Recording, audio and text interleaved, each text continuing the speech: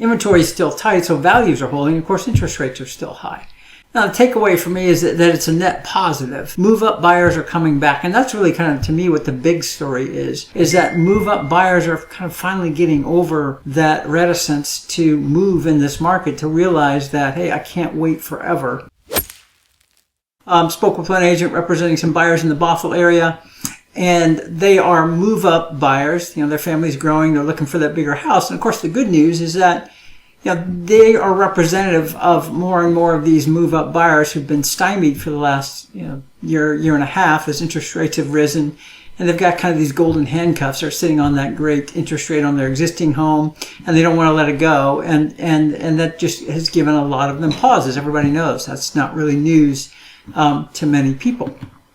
But they have kind of finally overcome that. They've kind of finally gotten past that, and they've realized that the family dynamics, the life circumstances are such that we can't wait forever, and we're ready to go ahead and take that step.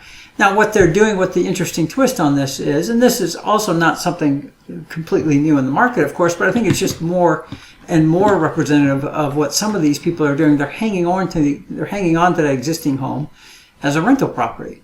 And they're doing that because they kind of look at that and say, we do have this great interest rate on this property, and they don't want to let that go.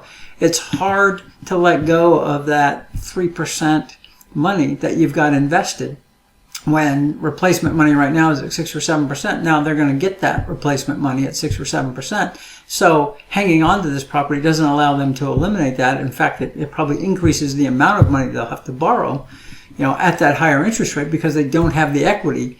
But it does represent an interesting phenomenon, and it does a couple of things. One is it increases rental supply, right? People who move out and then don't turn around and sell that home, convert it to a rental, or increasing the supply of rentals, and that puts downward pressures on rents.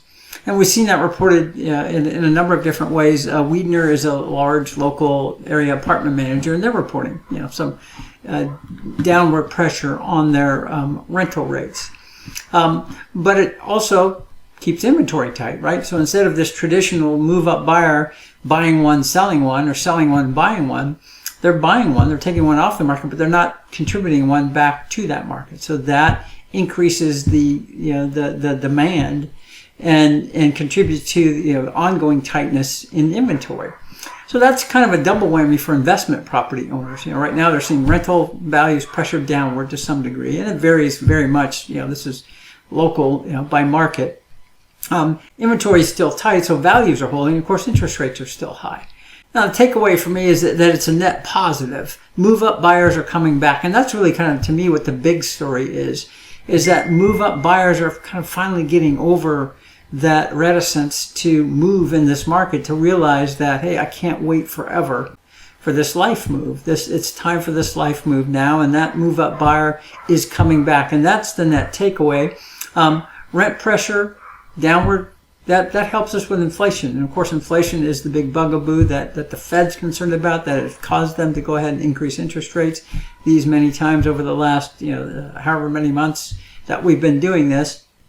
And kind of my final maybe takeaway from this is first-time homebuyers, keep your powder dry, because investment buyers are going to take longer to react when rates respond favorably. They've just got a lot more factors to consider. What are rents doing? What are prices doing? What are rates doing? Where a first-time homebuyer is just sitting there in their apartment ready to go, ready for that big life move. And you can really go out there and understand that, any increase in supply, there's going to be less competition from those investment buyers. So I think it's a net positive overall.